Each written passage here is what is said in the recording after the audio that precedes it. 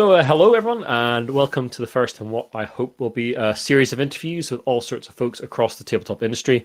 I'm Iain McAllister, head honcho of the Giant Brain, and I'll be your interviewer tonight.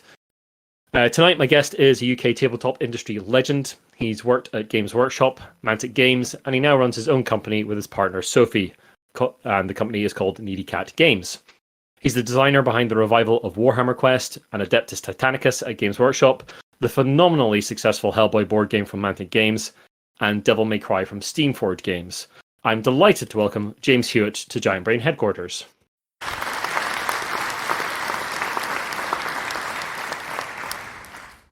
Oh, lovely to be back. Indeed, you've been on before as well, I know. I have. Thank you so much for having me. I'm looking forward to this. This is going to be a fun new experience. Indeed, well, we've got a new stage built. You know, the sort of non-Euclidean nature of the Giant Brain HQ means that we can have vast areas inside small areas. So, you know. I didn't want to mention it, but my eyes have turned black with madness. Yeah, I mean, that happens. That's just, you know, you did sign the waiver on the way in. Yeah. But no, thank you so much for having me here. I'm looking forward to this. No, thanks for coming along. Thanks for volunteering for the first of these, what we'll hope will be a series of these kind of interviews and recording sessions. So, what's it like working for one of the biggest game companies in the world? And by that, I unfortunately mean Games Workshop and not Needy Cat Games. I was going to say, we are a colossus of the industry, both of us. But no, I think Needy Cat is not quite to that level yet. Working for Games Workshop is an absolute experience. It's one of the few places, I think, in the industry where you can go along and do a full-time job, get paid, a nice hourly wage, get sick pay, holidays, all that kind of thing, work in an office environment 9 to 5 and be designing games. It's not a common thing. You don't see that very often. And so it is quite unlike any other job I've had, because also, I mean, the thing is that the flip side of that is that it has quite a lot of corporate culture, compared to the rest of the industry, most of which feels still quite sort of small and cozy in a lot of places. You very much feel like a cog in a machine. And I learned a heck of a lot while I was there, but I was always aware that I was there to do the job that I was there to do. I wasn't there to be too creative or innovative. It was like do the job, get paid, and repeat. And that was it. And I was there for 4 years, I think 3-4 years, and it was such a massive learning experience. There's something to be said for working alongside some people that have been doing this professionally for 2-3 decades. Yeah, sure. There's nothing quite like it, and I certainly wouldn't be where I am today without the experience I learned from that. I mean, you're obviously given some fairly big franchises. I mean, Warhammer Quest it looms large in my own personal board game history. Yeah. So is that a frightening proposition when someone just dumps, by the way, can you please remake Warhammer Quest on your lap? Oh, absolutely. I mean, that particular one. So that was Warhammer Quest Silver Tower was the project. Although, interestingly, it wasn't Warhammer Quest initially. It was just the Silver Tower. And okay. And I think there was some kind of uncertainty over whether they still had the legal right to make a Warhammer Quest board game, because there had been the Warhammer Quest Adventure card game by Fantasy Flight. Yeah. Written by Adam and Brady Sadler, who I'm now working with on Myth and Goal, which is a different game we're doing. But yes, there was that. There were the app games of Warhammer Quest, and so I think there was kind of an uncertainty as to whether they had the license to still do it. Big business and IPs being what they are. But even then, it was a bunch of heroes going into a dungeon. It's a Warhammer game. It was going to be Warhammer Quest, even if it didn't have the name on the box. People were going to stack it up against it. And I mean, Warhammer Quest was one of my key formative experiences. Hero Quest was the game that got me into all of this in the first place when I was a kid. And so Warhammer Quest felt like I think if you're of a certain generation, Hero Quest or Space Crusade were the things that got you in. And then Warhammer Quest kind of felt like the next step on in my teenage years. That came out, and that was the thing that really showed me. I mean, I'd not played Dungeons and Dragons or any of that. I'd not come in through any of the role playing things. So that was my idea of a dungeon crawling game. And so, yeah, then being given like the reins of this revival and being told, right, you need to go and make this, was quite something. Especially because the miniatures had clearly been sculpted with like a sly wink to Warhammer Quest. There were lots of little references. You know, the fact that you had the what were they, grot scuttlings, I believe, or the half giant spider, half goblin. That's kind of a mishmash of two of the popular enemies in Warhammer Quest. You had the various characters kind of had a few analogs in the original game, and then the whole thing for me became all about how many references to the original game can I cram in. You know, we got a fair few. I went through the whole the old random events chart from Warhammer Quest and tried to add as many of those things in, but give them all a healthy twist to make them feel unique. But weirdly, it's a thing that I've kind of got more accustomed to since then. I mean, that doing that job led to me getting the job in the Specialist Games department, working on Titanicus and Necromunda. Being like, I suppose, custodian of Blood Bowl is the best way I can put it, because Blood Bowl didn't need any rewriting. It was you know, it was a complete game basically. So I just kind of added a few mistakes into it for good measure. But I've kind of been working on re-implementations of game ideas for you know, well, for most of that time there. And then even now, and we get to work on a lot of IPs, like you said, Devil May Cry, Hellboy, things where we're taking a well-beloved thing and adapting it. So I think I've kind of, I wouldn't say I've got used to the idea of it now, but it's certainly, I feel like I'm gradually becoming less terrified of ruining people's ideas of what a game should be. So when you worked on Devil May Cry, and that was Steamforged Games, was that as Needy Cat Games? You were sort of brought on as consultancy? Yeah. Oh, right, so okay. So everything that we've done as since we started Needy Cat has been as Needy Cat Games. The only exception is Blitz Bowl, which I did for Games Workshop after I left. And that was okay. It was still Needy Cat, but we're not credited or anything. It's just, you know, there's no credit because it's Games Workshop, and it's very much that's a Games Workshop game. But yeah, that was the only time that we haven't done something as Needy Cat. You know, Devil May Cry, Hellboy, League of Infamy, about half a dozen other games that I can't talk about. All of them are the Needy Cat projects. We're in a weird. I'm sorry. Games you can't talk about. Games we can't talk about. Wink, wink, wink. Can say nothing about them at all. Ask me again in approximately 6 to 12 months, and I'll tell you some things. Cool, I'll be back. Yeah, absolutely. But yes, so basically we're in quite a weird position in that there aren't many people in the industry doing this, but companies come to us and say we have an IP or a range of miniatures or an idea for a game, and then we help them make that, which is quite unusual because a lot of designers will work on a game themselves, then pitch it to a publisher, whereas we kind of work with the publisher from the start. Cool. So it's an interesting, different way of doing things. Yeah, that sounds fascinating. You mentioned sort of Myth and Goal, which is a sort of Blood Bowl inspired game. That'd be fair to say. Absolutely. It's so what's interesting is so Blacklist Games came to us. So I'd been chatting with Adam Sadler, who's one of the lead game designers over at Blacklist. I think I've undersold him. His title is much more impressive than lead game designer.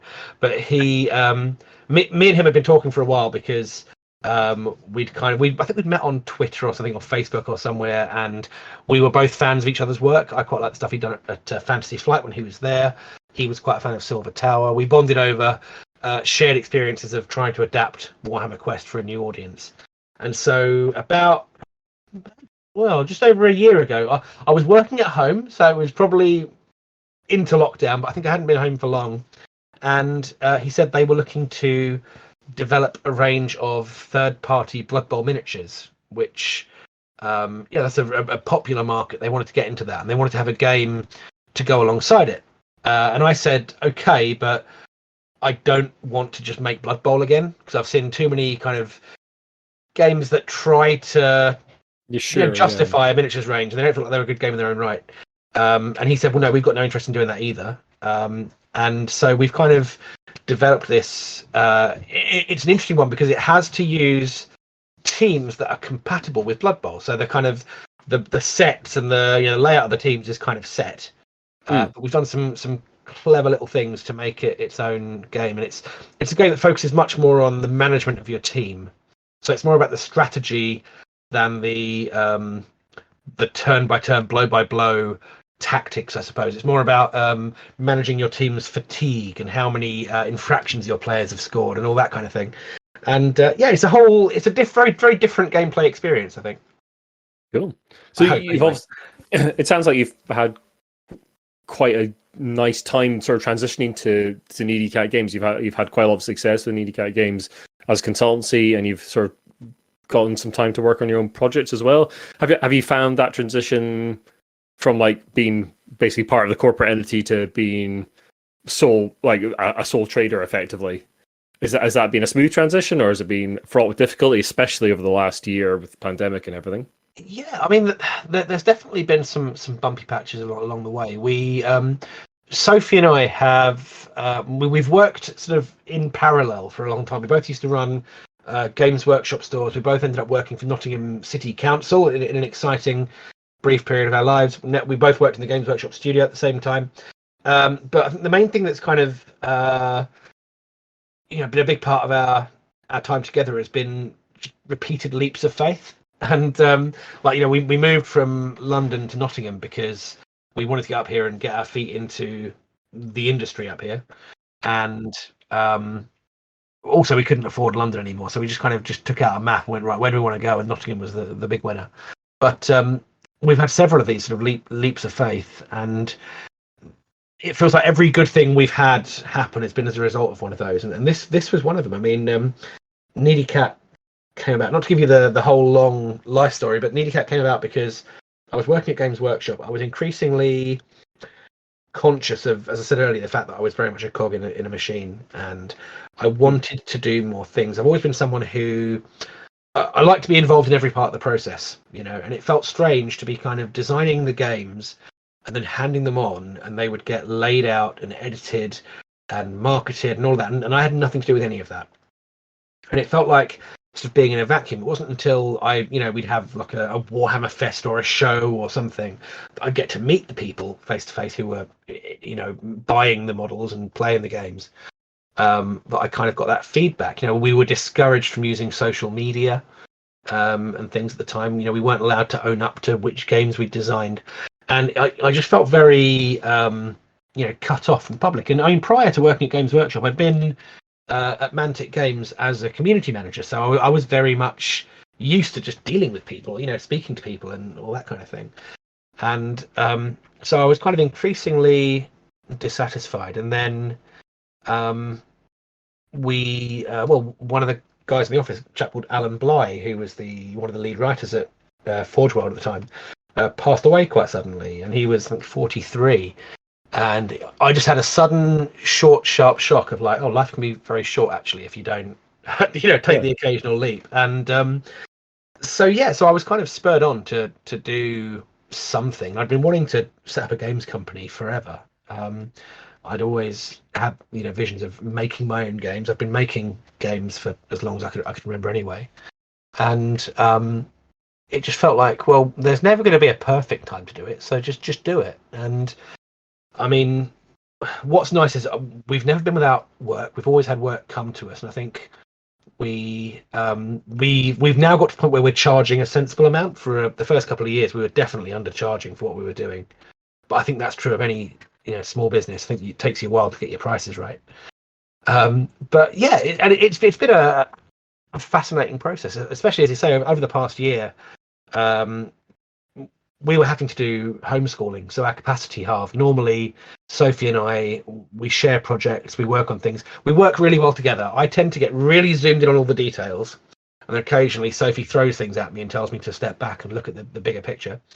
And suddenly we were unable to work together as much as we had. And so, last year took a lot of adaptation to the way we normally do things, but we're catching up now, which is nice. And it feels like a lifetime since I was at Games Workshop. It feels like everything has changed, and I don't think I could ever go back to working, in an office for people. I say that sounds like hubris. I'm gonna, in a year's time, you'll find me working at, I don't know, a factory selling screws or something, and that'll be my my life from now on. And I'll regret having said that, but certainly I don't feel like I want to go back to working for anyone else. I quite enjoy having the freedom to pursue things that we want to do. Yeah. So you've obviously you're driven to give people a leg up in the industry as well. You've run numerous courses, and your own Discord is focused on bringing industry folk together, especially in the UK. I recently took part in the Tabletop Mentorship program, which has a similar aim, and I believe you've been part of that program yourself. How did you find the experience of being a part of the Tabletop Mentorship program? I really like it. I've done it 3 times now. The first time I did it, I think it was the first one they launched, and I took on 2 mentees that time. And I'm now on my 4th mentee. I've only done one at a time since then because it was a little bit too much. Sure. Especially as we've been busier, but I love it. What I find most fulfilling about it is the fact that I'm very, very painfully aware of the fact that I am in, shall we say, an overserved demographic in tabletop gaming. I've sat on several panels where I've looked to my left and right and realised that everyone looks like me. And most of us have very similar paths that we've got into this through. It's like, well, we worked at a big company and then start doing things ourselves and whatever else. And what's been really interesting is working with mentees who have had very different experiences from me.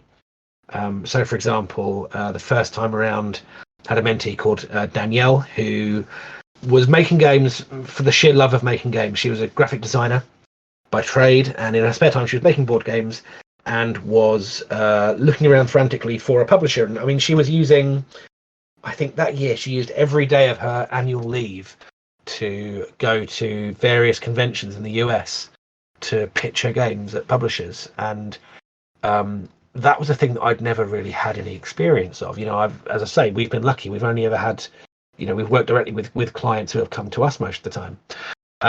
And so it was a chance to see how people that haven't had the same privileges that I've had get a foot in the door and get into the industry. And I think I've learned as much from my mentees as they've hopefully learned from me. It's not a one-way process. I don't know if you found that.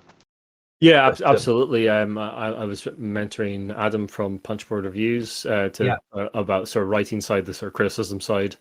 And yeah, I helped him out a lot with sort of bits and pieces of his writing and like some direction there. But he also like helped me out with some of the website stuff, which he's basically his day job is sort of like websites and metrics and that kind of thing. So yeah, it's absolutely a two-way street, and I thoroughly recommend it to anyone. It was a really good experience. And I think I've seen some people who have said like, oh, I don't think I could be a mentor. I'm not experienced enough or something, or I'm interested in being a mentee, but I feel like I'm too experienced. And it's like, actually, I think the whole point is it's a way of matching up people with a skill set with people who don't have that skill set but want it.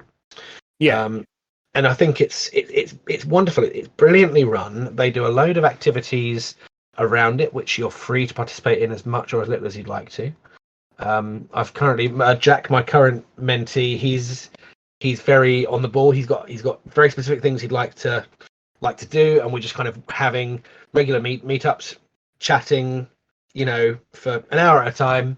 And he goes away, does a load of work, and comes back a week or 2 weeks later, and we'll work on that. But like for some, I know some people are getting really involved in all the community things and weekly hangouts. There's just so much stuff going for it. I would recommend that anyone who has any interest in getting into the industry at all, check it out. And it's not just game design. I mean, as you said, there are mentorships in all sorts of things, whether it's reviews or graphic design or publishing, marketing. There's all sorts that they do. Yeah, we talked to the folks behind that recently about a special cast about that, and they had one that was, I think, a distribution mentorship basically. Oh wow! Setting up a distributor and managed to keep up. But yeah, they do have a Discord that's easily accessible. We'll put links to that in the show notes for the cast.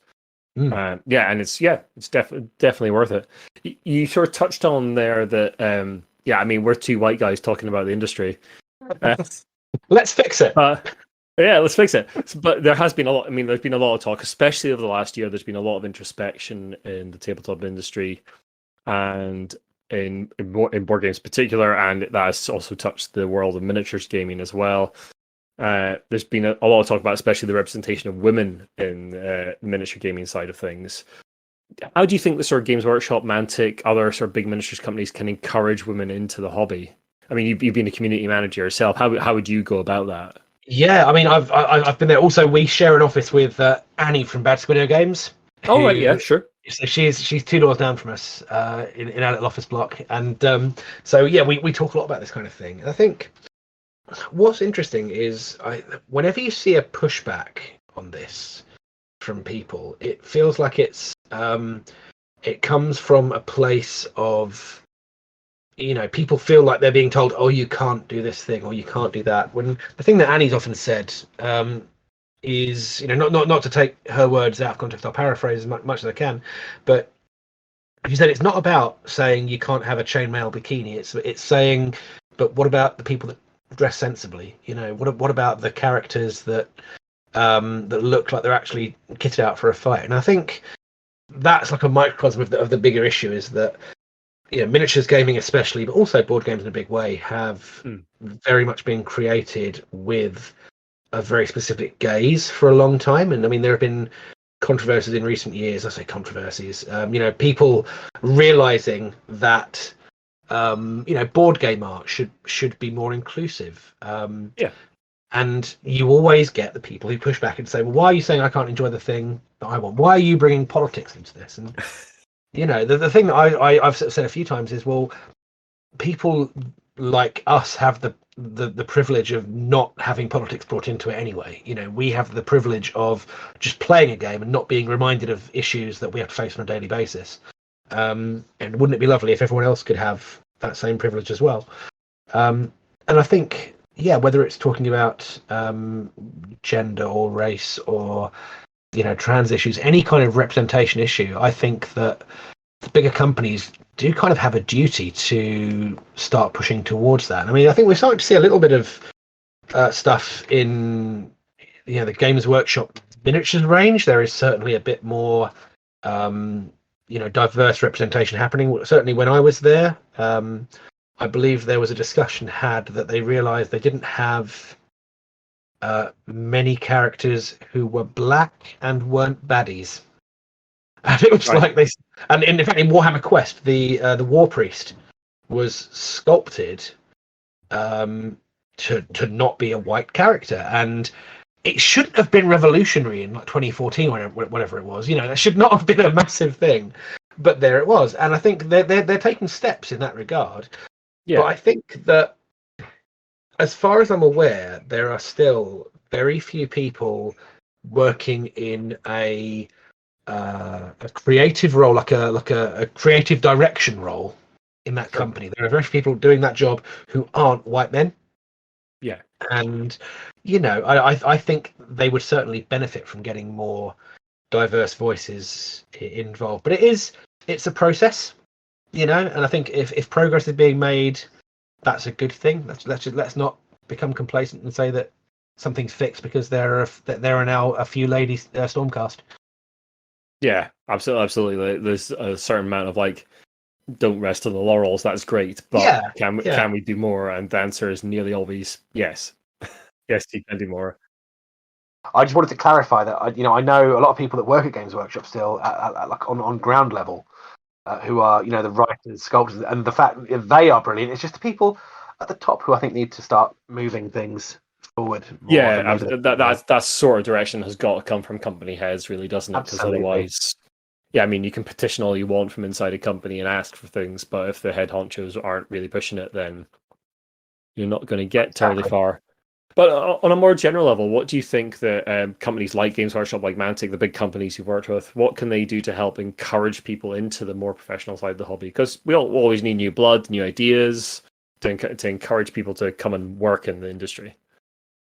Yeah, I think one of the big things that I've seen companies fall down on, and it's a tricky one, but it's very tempting, I think, when you have a captive audience, so to speak, people who really want to come and work for you because you're, a games company, whatever else.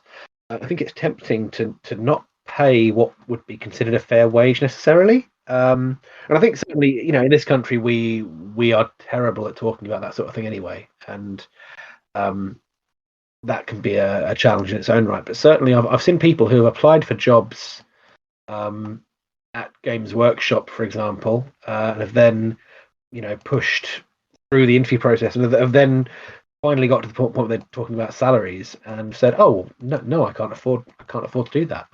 That's way less than I was expecting it would be." And I think that is a thing which it limits the sort of people that can come and work in the industry and work in that way. Because as I said earlier, it is places like Games Workshop, Mantic, Steamforged. These are in some ways a fantastic gateway into the industry because they're a place where you can go and get a job, you can work, as I said, reliably with sick pay and holidays and all these sorts of things. But it's so important that the staff are given the right compensation for the work they're doing. I think hopefully that's not a controversial thing to say, but I know some people, the problem is, of course, that a lot of these businesses, so Mantic, for example, Mantic are a lovely company, and they run on very tight margins. Now that they're a small company, they're still one of the bigger tabletop games companies out there, but they still have, they're still a small company in terms of companies. And I know that they run on very tight margins. And when I was working there was, I don't know for certain, but I got the impression that maybe they expanded a little bit too quickly in the initial Kickstarter rush, and then had to kind of scale back a bit to keep themselves operating sensibly. So, of course, I'm not suggesting that companies need to bankrupt themselves, but I think one of the biggest things that a company can do to encourage people in is to offer people a sensible wage. Yeah, and we hear that quite a lot through the industry of like, I think you were talking earlier about like basically designers doing the thing of like making games, then going out and pitching it, and the contracts and deals there aren't necessarily terribly good until you're Reiner Knizia or until you're like your Eric Lang, till your name. The actual deal you're getting is not necessarily great. Yeah, I heard a stat a couple of years ago, and I don't know how out of date it is, but like there are more, or there were at the time, more astronauts, like operating as astronauts in the world and around the world, than there are full-time professional game designers. And I would believe it, because I can understand that. even some of the big names are people who are doing it as a second job. They're working full time and designing games, in the evenings at home, because that's. I think no one gets into game design to make megabucks, hopefully. No. But even if they wanted to, it's not exactly a big possibility. Yeah, you have to like get a hit like a wingspan or a scythe or something of that ilk. Absolutely. I mean, even then, you hear stories of like some of the early Kickstarter successes. So Kingdom Death Monster, which was, it was the first board game, I believe, to cross the $1 million mark on Kickstarter. Yeah. And my brain's gone. I forget the name of the guy behind it, but I remember reading an interview with him where he was saying that if he just stayed, in his full-time job, was still just sculpting miniatures and selling on forums, he'd have been better off financially than the $1 million Kickstarter that he did, because obviously everything scales up, your costs scale up as much as everything else. And I mean, we've seen people who come into the industry, especially in the past sort of 5 years or so, where it's become a bit more well known in like financial circles, especially since Games Workshop's had its successes. But we've started seeing people coming in who want to invest in the industry in order to make money. It's like, well, you probably can if you're very lucky, but it's not exactly a likely thing. Yeah, I mean, we're sort of seeing that level of investment at sort of the Asmodee kind of level, where they're basically Asmodee are so big right now because of investment from a hedge fund, effectively. Yeah. From an investment company. Whether that will end in tears, who knows? I could speculate all day on sort of size of licensing and how they're acquiring absolutely. things and how they're splitting things up. But yeah, we're Yeah. definitely seeing that in board games where it's becoming enough of a thing where we're starting to see outside investment and people interested in it as an investment opportunity rather than Yeah. getting into for the love of it. They're getting into it for, can this thing make me some money? So it'll be interesting to see how that shakes out eventually. Yeah, I mean that's very interesting because of course it is an industry that's always been populated by people who are in it because of the love of it. You know, it's a cottage industry.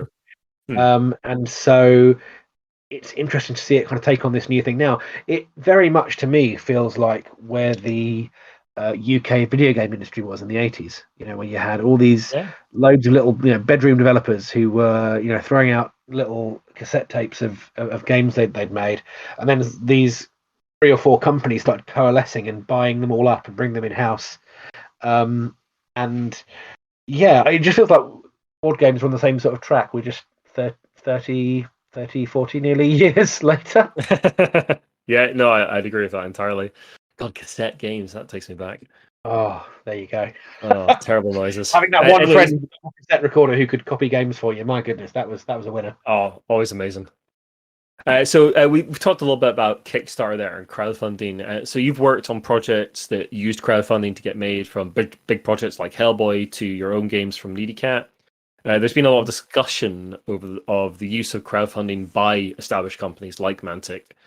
What are your own thoughts on the use of sort of Kickstarter by bigger companies in the hobby? So I can see it from both angles. So I mean, on the one hand, speaking as someone who has been involved in, you know, games like Hellboy, which again did over $1 million, which was that was madness. Watching that was one of the first games that we agreed as Needy Cat, and then, you know, watching it do those sorts of numbers. I mean, for a start, we wish we charged more, but also like it was amazing just watching like how popular it was. And And it's good. the I've thing actually played Hellboy. It's good. I really like it. fantastic. Glad you like it. I mean, obviously, I've got like hindsight things that I'd have done differently, but I'm still Sure. really fond of it as a game. But what's really interesting is that Mantic wouldn't be in a position. I'm sorry, I've got, funnily enough, a needy cat in the room who is meowing. So I apologise if there's meowing. She just wants to help me be on brand. Yeah, Mantic wouldn't be able to take the risks on you know, licensed games like that without crowdfunding money. I mean, I don't know how much people know about the way licensing generally tends to work, but say there's an IP holder, so in this case Dark Horse Comics. I don't know the exact ins and outs of how the deal works, but the way it generally tends to work is that Mantic will pay a fee upfront to Dark Horse or whoever it might be in order to be given the license to use the intellectual property, and then they'll pay a percentage to them.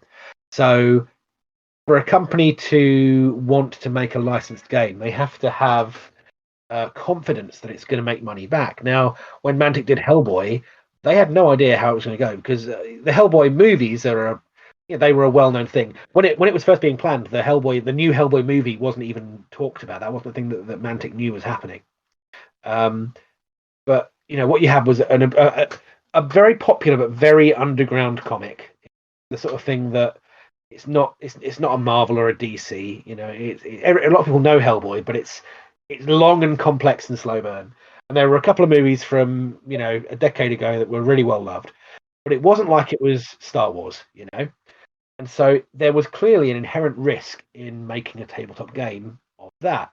The benefit of a crowdfunding platform is that you can gauge that interest before you put money into production, marketing, all that kind of thing, and you can get the game to people who want it. And so, in that regard, I can see it being a good thing. On the other hand, we put a game on Kickstarter last year ourselves as a small company, and having spoken to other people that have done the same thing, it really sucks when a bigger company comes out with a game at the same time, and your little, you know, 12 grand Kickstarter to make the board game you've been working on for 5-10 years that you really care about just gets ignored because everyone's spending money on Zombicide or whatever it might be. And that can be really disheartening. And it sort of feels like almost there sort of needs to be almost two different things. You know, it's like you've got Kickstarter as a low risk investment platform for more established companies, and Kickstarter as a gateway for indie publishers to get things out there, because it really is it's a thing that's being used in two different ways. And I think that the difficulty is that Kickstarter itself has no incentive to improve, because it's laughing all the way to the bank, right? I mean, Kickstarter are making money hand over fist. Yeah. And I've been speaking to people who have been saying for years that the Kickstarter backend is horrendous to use, which is why it's no surprise to see other alternatives starting to appear. Yeah, because we've seen GameFound recently sort of pop up Yeah. as a board game alternative, and we're seeing some pretty big projects go to there. Yeah, so GameFound were originally a pledge manager, sort of back end to some of the Kickstarter stuff, and then over the last year or so, they've gotten into actually crowdfunding by themselves, and we've seen some fairly big projects, like I think the new Robinson Crusoe from Portal Games, the deluxe edition of that went to GameFound, and I've seen a couple of other big projects I can't name off the top of my head basically say, yeah, we're going to GameFound soon, or you'll I think find that us on is GameFound. that's what it takes. Is it takes two or three big, Yeah. I hesitate to use the word backers, people that support that platform.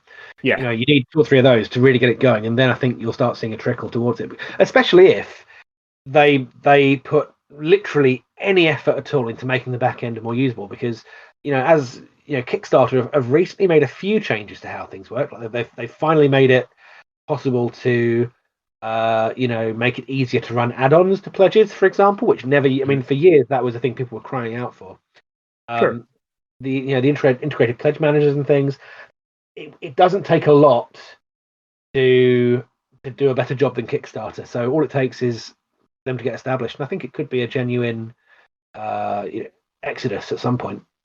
Yeah, I mean, we're seeing a lot of controversy on Kickstarter right now. There's been a few death threats over Stronghold Games, and the more recent Terraforming Mars Kickstarter. Will be reporting on that on the next cast once we've established exactly what's going on there. But yeah, the fact that there's no moderation, there's no way to manage that sort of social side of it is kind of telling from Kickstarter's end. And if GameFound can make that happen, then I can see even more people sort of going to their platform if it's a bit easier to manage. Yeah, absolutely. Anyway, so I've sort of run out of questions. So if anyone from the audience would like to come up on stage and ask a question, just to repeat for those who weren't here earlier, basically there's a bot in the audience that's recording our conversation.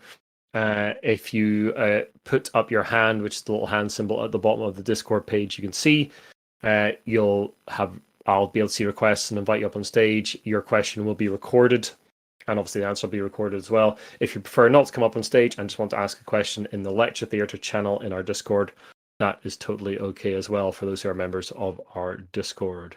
So yeah, anybody got any questions for James? Someone's typing in the Lecture Theatre Discord channel. That's exciting.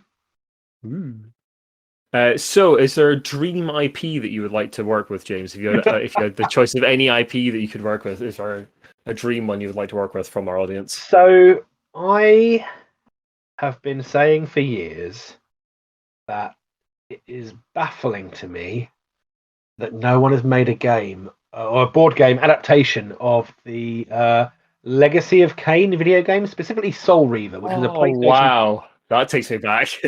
I know, right? So for those that aren't aware, it's a very elaborate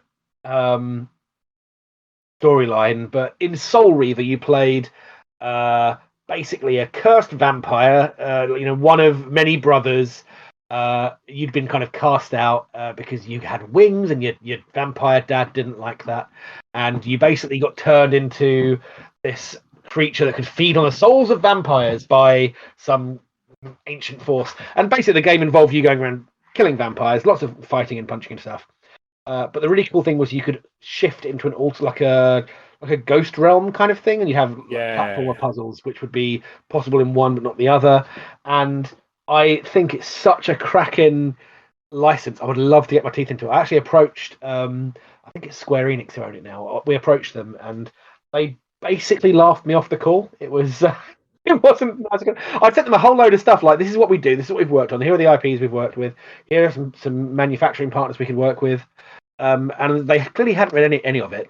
And the woman I was speaking to for the first half of the call thought that when I said tabletop games, I meant like little tabletop arcade cabinets. So she clearly hadn't bothered reading the stuff I sent over. Wow. So I think that one's off the table. But I would love to work on that. That or Yeah. Jason the Wheeled Warriors, because again, classic. Oh, holy hell. And I keep that one. I haven't found out who it actually belongs to, and I'd love to have a chat with. If anyone knows who owns the IP, let me know. Not sure. Does anyone own that IP anymore? I guess they probably do. It's going to be brought back as like a Netflix live action young adult series or something, right? Yeah. It's all grimdark. Yep, exactly. Sean Bean as Sawboss. It'll be great. I look forward to it. Oh, that would be amazing. Yeah. I would love a live action Jason the Wheeled Warrior series. Fantastic. Okay. Oh, we have a request. I will invite you up onto stage, Chris. Hello, both. Hi, James. It's Chris. My is a very generic question, but I think I always like to hear this from people who actually do this stuff well. What's your fondest game design memory, whether it's from like when you first started out or recently? What's the thing that sticks in your head as being whether it's a personal achievement or just something you absolutely loved? What kind of sticks out as one of your fondest memories? Goodness, thank you for that. What things? Okay, so actually, here's one for you. Probably my fondest game design memory is last year during lockdown. I've been working from home for a while, and we've got a daughter, Lily. She was 4 at the time, and she was really intrigued by what I was doing. She'd seen me coming down to the printer to get things, because like I'd scattered the contents of the Needicate office around the house. I had my computer up in the spare room, printer downstairs, bits and pieces all over the place. And Lily was really interested in what we were doing. And she's been a board game fan, since she was little, of course, because we're raising her right. And she said, "Can I design a game?" And I was like, "Well, yeah, of course you can. What would you do?" And she had an idea. And so we sat down and we took the day, and we, over the course of like 2 or 3 hours, we made a board game that she wanted to do. It was called, she named it herself. It's called The Mathematician's Rocket, which I thought was just an amazing name for a board game. That's and a good name. Like it was a kid's game. Yeah, you have to spin a spinner and land on planets and answer questions and win things. And I was like, this is really cool. And she made all the pictures and things. I scanned them in and stuck them on and put them into Illustrator and made a board. And it was such a lovely experience, because it was a chance to, for a start, do something fun with my daughter, but also watching her. We tested the game out, and I said to her, "Well, what things worked, what things didn't, what can we change?" And then we iterated it, and we've now got this ongoing project that we've been doing for ages.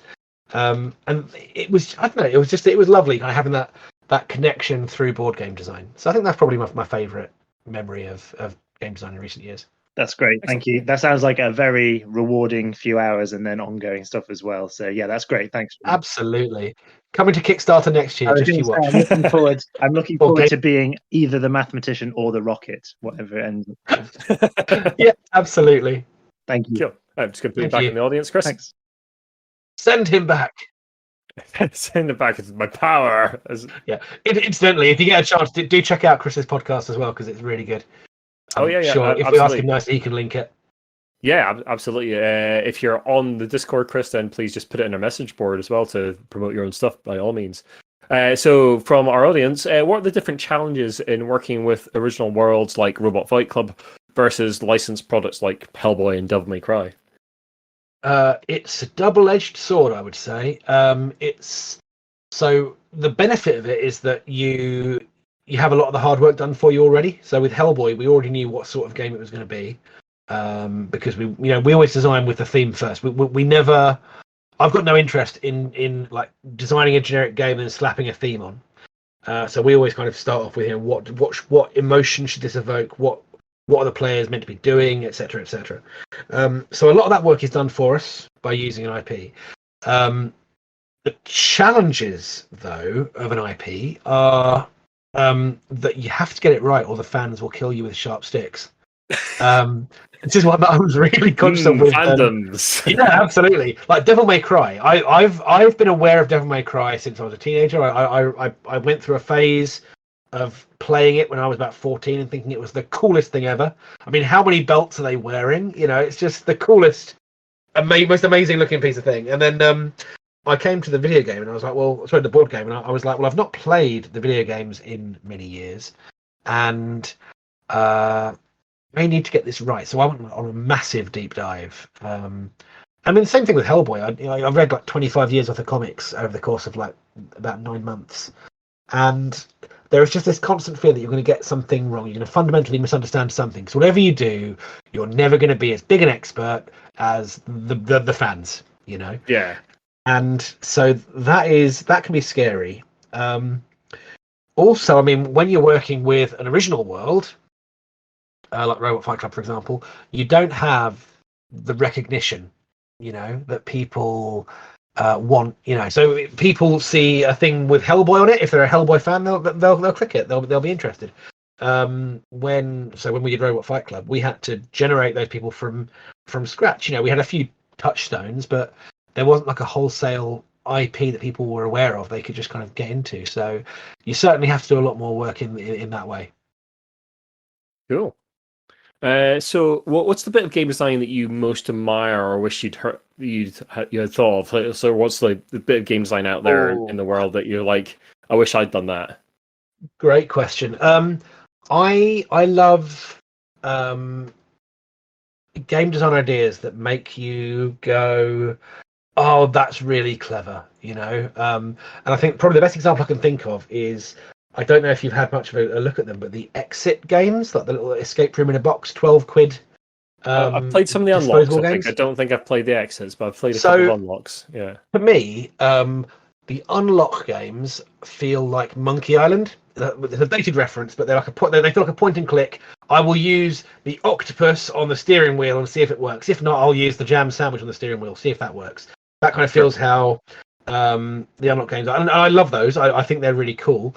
I think the exit games, for contrast, are more like a Myst or a Zork Nemesis, or one of those classic old. You're going through. There are puzzles, but it's very obtuse, and you don't necessarily know. It's not quite so laid out for you. What I like about them is I've never seen a game series that uses so many innovative things.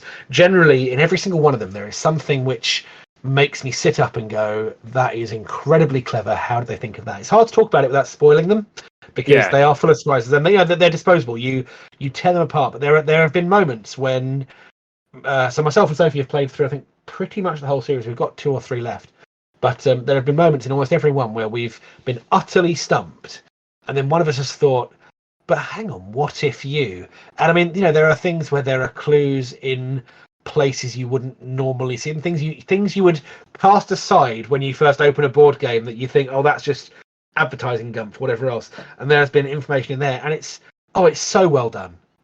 So yeah, I think that's the sort of thing, when you get games that go beyond clever mechanics and going to just cleverly interacting with the game components, I think that's great. Cool. Now, I don't know what this is referring to, but how did you find the game jam, and would you do another? Yeah, so about 8 or 9 months ago, I think it was, we ran it might have been long. I mean, time has lost all meaning in the past year, so forgive me if it was other than that. But we ran a game jam at Needy Cat Games to support a local feline and wildlife rescue. So we had taken several stray cats there over the years, and they needed to raise some money, so we did a little game jam, and it was the first time we'd run something like that, and it was really quite inspirational. Like the number of people who took part, and the level of ingenuity and design chops on display. It was incredible. I mean, we did it was a 48-hour game jam, so I think we sent out the email with the brief on the Friday, and we closed the doors on the Sunday, and then we spent a significant quantity of time going through the entries and playing them. And Iain, who asked the question, did a fantastic little game with cats and houseplants. And I think he was, Iain, correct me if I'm wrong here in the chat, but I think you were leading up to your final exam or something. So I think you had the exam was on the Friday, so you missed the first day or something. But it was just one of many entries that had innovative ideas. They really used the constraints of the exercise really well. And yeah, I just loved it. We would love to do another one at some point. It was quite a task to organise it, and so we'll have to have a good reason to do it again anytime soon because we're so busy. But I loved it. I love game jams anyway. You know, getting people to design stuff in a short space of time it's fun, right? It means you cut through the nonsense and start coming up with ideas that maybe you wouldn't always do if you were comfortable.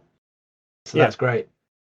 So do you constantly have ideas for new games mechanics yourself, or do you need a focus of a specific project to inspire you? Or are you always sort of making things? I when I was doing games design myself, I was always fiddling around with notes and notebooks. Oh, yeah, absolutely. I have Sophie has long joked that I have like game design vision. She thinks I see the world in like a series of modifiers and dice rolls, and it's not quite true, but I definitely, like, if we're out and about, I might go, oh, that would be a really good idea for a game mechanic. And it can be anything. It can be, I've been inspired over the years by things like, driving on the motorway. There's an interesting puzzle in the way traffic changes lanes, or, having a baby and it being like, well, actually, there's almost like an asymmetrical thing there where one of you may be playing as the parents trying to balance the baby's well-being and your own well-being, whereas the baby is just trying to fulfill a very basic set of needs. And I think when you've kind of got a brain for any kind of creativity, you will be bombarded by ideas at the most inconvenient times. I used to, but in the days before smartphones, I would regularly, if I was on a long drive, I'd always get ideas on a long drive, because I would, my brain would be distracted, and so ideas would run in my head, and I'd regularly kind of stop, get my phone out, and call a friend or Sophie or anyone and say, "Have you got a pen? Can you write this down, please?" I ended up like keeping a pen and pad in the car just for that reason. But yeah, definitely, it's the sort of thing where there are definitely days when inspiration doesn't strike, and those can be frustrating when you're doing it like full time. But yeah, I've got notepads galore. Usually, though, I can never find the thing that I've written down, because it will be in a notepad somewhere, and there are like 3 dozen of those around the office in various places. I'm trying to get better at it. So you tweeted out the other day, we're going to fossil hunting today. I'm in full dad mode. I've suggested that we need to dress up like rocks and mask our scent so we don't spook the fossils. Lily is unimpressed, especially with my rock call. Jamie would like to know what your rock call sounds like. Okay, so important question, Jamie. Do you want sedimentary, igneous, or metamorphic? Because they are subtly different. Hold on. I'm going to get Jamie up on the stage to ask this. Good. Yep. Hello. Right. Hello. That's a heck of a question. I'm going to say my favourite, which is igneous, please. It's a good choice. I mean, I won't lie, my metamorphic is a little bit rusty, because it's the toughest one. But igneous, ready? Here it comes. So that was igneous. That's not igneous. That's incredibly igneous. I like that. But if you listen carefully, sedimentary is much more like. Well, that was a cat meowing.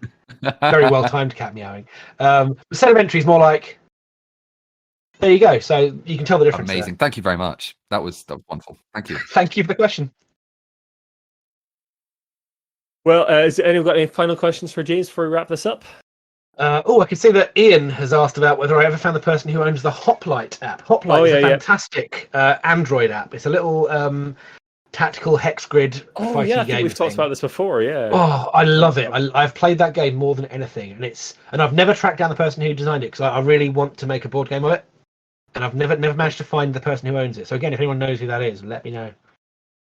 Well, I don't think we've got any more requests for questions. So yeah, I'd just like to thank James for coming along tonight and answering my questions and questions from the audience. I'd like to thank you all for coming along to this first test of this sort of interview format that we're hoping to do a bit more of this year. I hope you all enjoyed it. We'll put this out as a podcast as well, so you can listen to it again should you wish to, or just advertise that around that we're doing that. Thank you all very much for coming along tonight. And yeah, James, so thank you so much for being our guinea pig for this bizarre little experiment. Thanks for having me, and thanks for the questions. I've really enjoyed this. Okay, well, thank you very much, folks. We're going to... Oh, I've got something else on the light there. Just want to check. Yes, no, there's people saying thank you very much. So, yeah, thanks very much, everyone. I'll be closing the stage channel now. So, yeah, hope you all have a good night. And we will be doing this again very soon, I hope, with a new interviewee. Okay, all the best, folks.